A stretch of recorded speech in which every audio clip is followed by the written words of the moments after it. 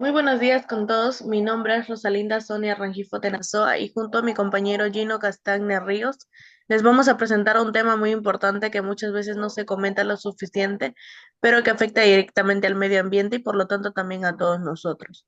Hablaremos sobre el impacto ambiental en el bosque de terraza no inundable, que es un ecosistema valiosísimo de nuestra Amazonía peruana.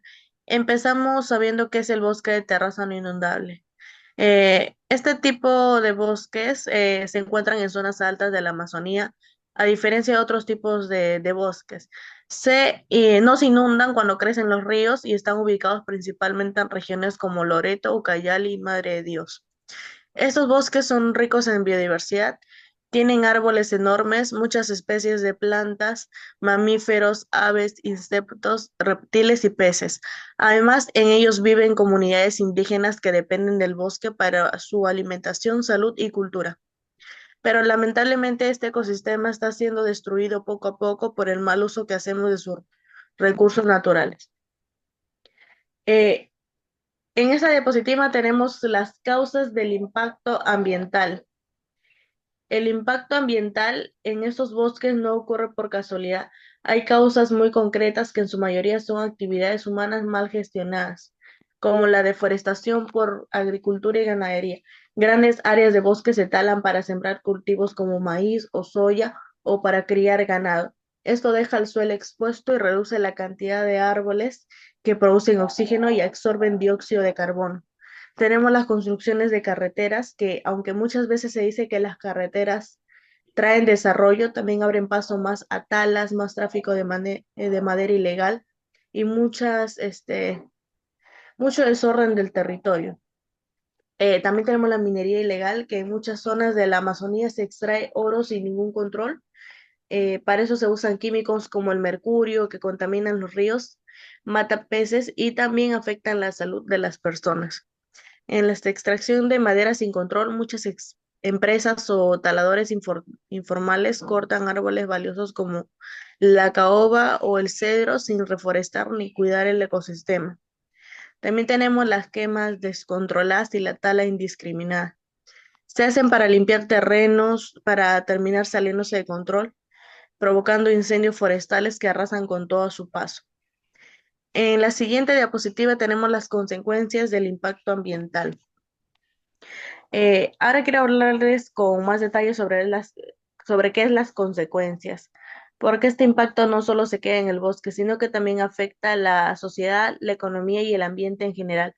Y por esa razón se divide en tres partes, que son las consecuencias ambientales, sociales y económicas. En esta diapositiva tenemos lo que es las consecuencias ambientales. Son las más directas, ya que entre las principales tenemos la pérdida de biodiversidad, que muchos animales y plantas mueren o desaparecen cuando se destruye su hábitat. Por ejemplo, especies como el jaguar, el mono aullador o ciertas orquídeas que pueden dejar de existir en esa zona. Tenemos la contaminación de ríos y suelos, la alteración del clima social, la erosión del suelo y la siguiente diapositiva tenemos lo que es las consecuencias sociales. Estas consecuencias afectan directamente a las personas, sobre todo a las comunidades que viven cerca o dentro del bosque. Tenemos dentro de ellos la afectación a comunidades nativas, ya que muchas comunidades indígenas pierden acceso a su territorio, a sus alimentos naturales y a sus plantas medicinales. Esto pone en riesgo su salud, su cultura y su forma de vida. También tenemos lo que es la migración forzada, ya que al no poder vivir del bosque, muchas familias se ven obligadas a mudarse de la ciudad, donde muchas veces no tienen recursos ni oportunidades, lo que genera pobreza. También tenemos los conflictos sociales que cuando varias personas o empresas quieren usar el mismo recurso como la madera o el oro, pueden generarse conflictos violentos incluso entre comunidades o con el Estado. Por ejemplo, en regiones como Madre de Dios ya han ocurrido enfrentamientos por el uso del territorio entre mineros, madereros y comunidades indígenas. La siguiente diapositiva le doy pase a mi compañero. Bien, muchísimas gracias. Vamos a continuar con esta exposición. Me toca en esta oportunidad hablar de las consecuencias económicas. Y en grupo definimos tres consecuencias económicas importantes, que vendría a ser la primera, reducción de recursos para actividades sostenibles.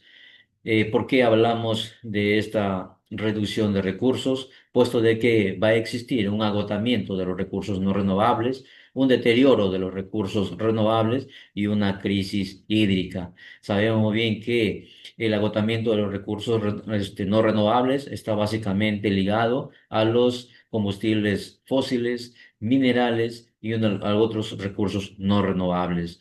Estos, a su vez, tienen una escasez y eventualmente un aumento en los precios.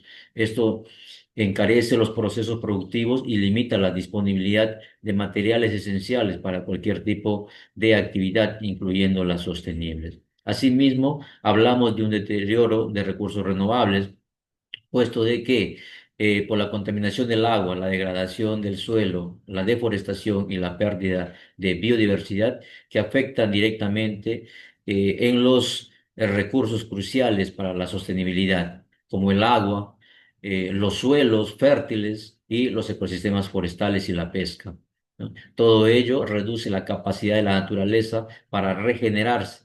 Por lo tanto, genera un impacto negativo en los sectores de la agricultura, la silvicultura y el turismo.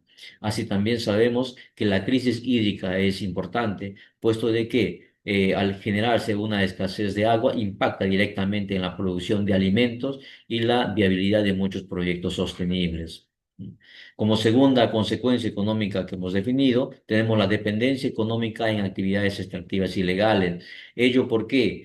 Porque identificamos que cuando los medios de vida lícitas se vuelven insostenibles, la población, especialmente las más vulnerables y con pocas alternativas, son atraídas para actividades ilícitas y permanecen en él, afectando mucho más el medio ambiente.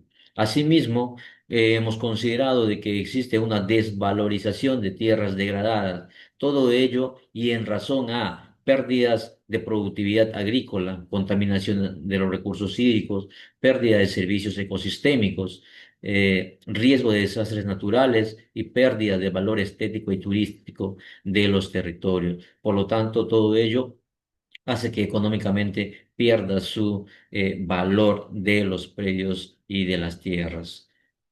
Seguimos con esta exposición. Les voy a hablar acerca de las propuestas de solución frente a este impacto en la zona identificable.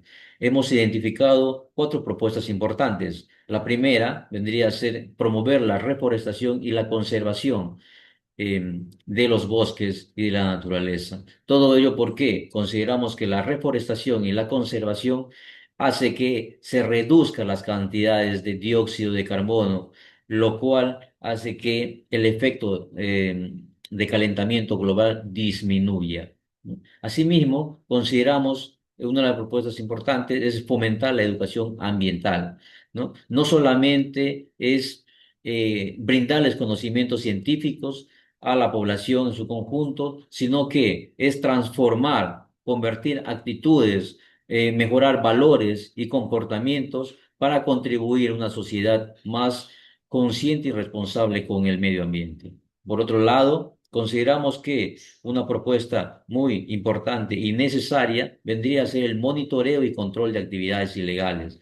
Teniendo en consideración que la tala indiscriminada, la minería ilegal y los cultivos ilícitos que predominan en la zona, debemos, a través del Estado y o a través de la comunidad en su conjunto, poder monitorear y controlar esas actividades, poniendo o haciendo más rigurosos las normas, ¿no? Y teniendo el control disuasivo. Por lo tanto, el monitoreo y control de estas actividades es muy importante como propuesta de solución. Asimismo, tenemos como cuarta propuesta impulsar alternativas económicas sostenibles, teniendo en consideración que ciertas actividades productivas afectan directamente o generan una presión en el bosque, debemos identificar ciertas actividades como por ejemplo ecoturismo y turismo comunitario como actividades de negocios importantes. También podríamos indicar que el impulso de la bioeconomía amazónica es importante. También podríamos indicar dentro de esta bioeconomía que hay muchos países en el extranjero que pagan por captura de carbono y eso sería una alternativa de ingreso económico para la población y con ello reducir el impacto ambiental, ¿no? También tenemos manejo forestal comunitario y fomentar sistemas agroforestales o agrosilvopastoriles, teniendo en consideración de que todo ello disminuirá la presión en el bosque y al contrario, con estos sistemas agroforestales y silvopastoriles, sembraremos más árboles, sembraremos más plantas, modificaremos el ambiente con la sombra que genera. Sigamos con la exposición. Identificamos conclusiones de esta charla, ¿no? Y la conclusión tendríamos que el impacto ambiental amenaza el equilibrio del ecosistema, causando daños a especies animales, plantas, agua y aire, ¿no? Como segunda conclusión, tendríamos que es urgente tomar medidas para proteger el medio ambiente, ya que estamos enfrentando desafíos como el cambio climático y la pérdida de la biodiversidad. Para ello, se necesita una combinación de acciones individuales, gubernamentales y empresariales. Como última conclusión, tendríamos que la participación ciudadana y la acción estatal son fundamentales para reducir el impacto ambiental. La participación ciudadana que incluye la educación, la difusión de información y la toma de decisiones ayuda a crear conciencia y a involucrar a la comunidad en la gestión y la mitigación. La acción estatal es sumamente importante a través de la regulación y fiscalización de la inversión en infraestructura ambiental. Es necesario para garantizar la protección del medio ambiente y el cumplimiento de los acuerdos internacionales. Eso es todo en esta presentación. Agradecemos mucho su atención al presente. Muchísimas gracias.